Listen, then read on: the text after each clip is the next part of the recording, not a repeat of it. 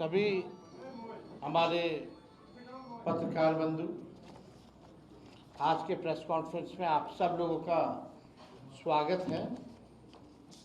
और जैसा आप सब लोगों को पहले से ही जानकारी है कि कल 19 अगस्त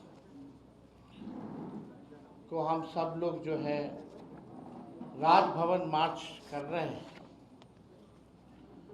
और इशू क्या है वो आप सब लोगों के समक्ष हम रखना चाहते हैं और हमारी जो मांगे जो है वो भी आप लोगों के समक्ष हम रखेंगे। और कई दिनों से लगातार प्रशासन में बैठे हुए लोग, सत्ता में बैठे हुए लोग को से हम लोग जवाब मांग रहे हैं कि आखिर किसके कहने पर AK-47 से गोली चलाने का आदेश आखिर किसने दिया। लेकिन अब तक सरकार में बैठे हुए लोग, चाहे बिहार के मुख्यमंत्री ही क्यों ना हो या बड़े अधिकारी ही क्यों ना हो, अब तक इसका जवाब जो है नहीं मिला है।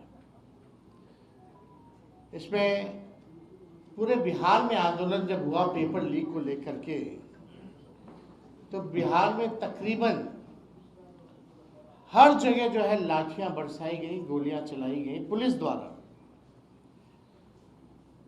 सैकड़ों छात्रों को जो है गिरफ्तार भी किया गया, साथ ही कई लोग घायल हुए और कई छात्र को, जिसमें कि 3 जो सिवान के थे, उनको गोलियां भी लगी। हम उनसे मिलकर के भी आए और स्पष्ट रूप से उनका कहना था कि पुलिस ने बेवजह गोलियां चलाई। इंटरेस्टिंग ये है कि जब ये सवाल पार्लियामेंट में जब उठाया जा रहा था तो राज्यसभा में किरण रिजिजू जी ने यह बयान दिया कि गोली नहीं चलाई गई है।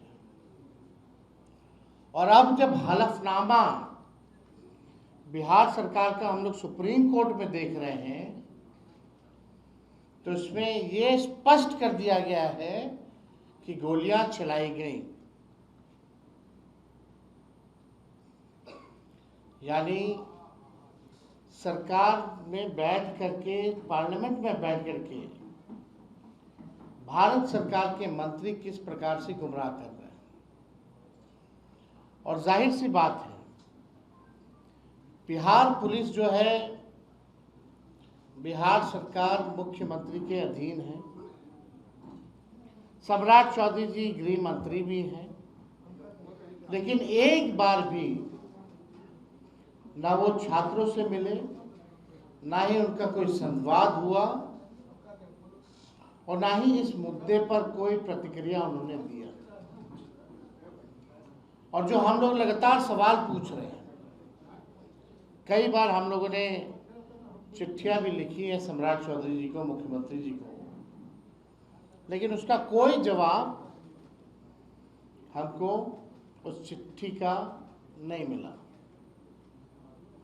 और एक बार भी वो छात्रों से जिनको गोली लगी, जो मेदांता में ही एडमिट थे, उनसे वो मिलने तक नहीं गए। तो स्पष्ट है कि बिना उनके अनुमति के,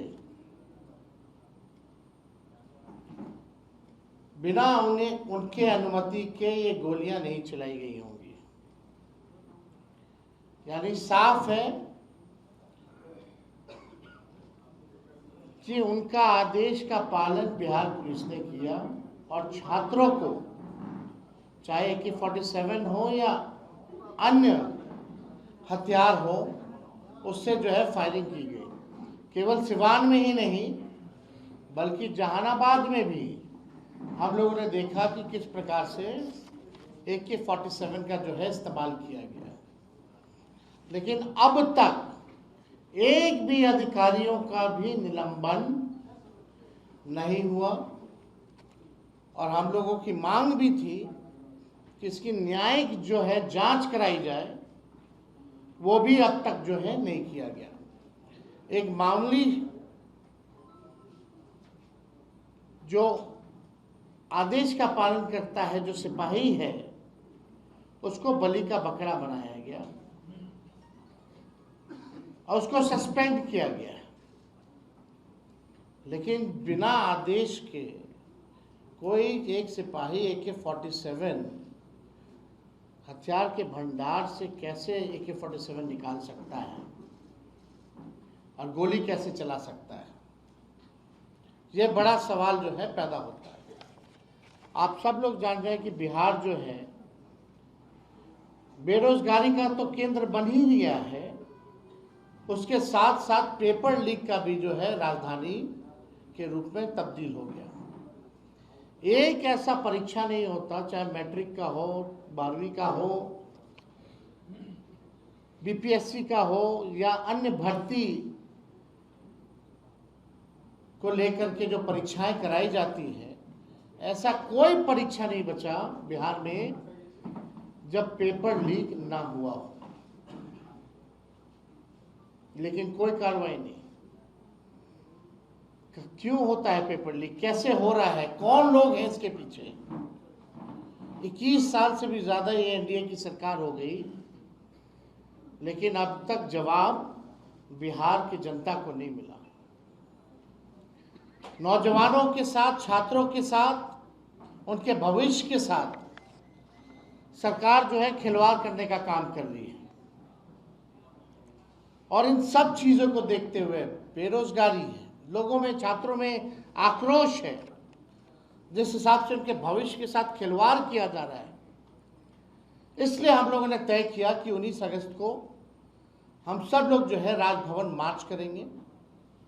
और ये मार्च जो होगा ये खुला है, हमने सब लोगों को निमंत्रण दिया है। चाहे जो भी बेरोजगार हो, ये सरकार वादा करती रहेगी कि सरकार बनने के बाद आपको 2 करोड़ नौकरी रोजगार मिलेगा। अब तक 1 लाख भी नौकरी रोजगार मिला हो तो बताओ। नौकरियां मिली नहीं रही लोगों को। आज भी आप गर्दनीबाग चले जाएं तो सैकड़ों के, हजारों की संख्या में लोग जो है वहां धरना प्रदर्शन कर रहे हैं। शिक्षा में सबसे फीसदी, स्वास्थ्य में सबसे फीसदी, प्रति व्यक्ति आय में सबसे फीसदी, गरीबी में सबसे ऊपर बिहार, बेरोजगारी में, पलायन में सबसे ऊपर जो है बिहार है। पेपर लीक के मामले में नंबर 1, हत्या, अपहरण, उद्योग जिस हिसाब से फैल रहा है, ऐसा कोई दिन नहीं जहां घटना नहीं घट रही हो, गोलियां न चलाई जा रही हो, लोग मर ना रहे हो। कैसा बिहार बनता जा रहा है?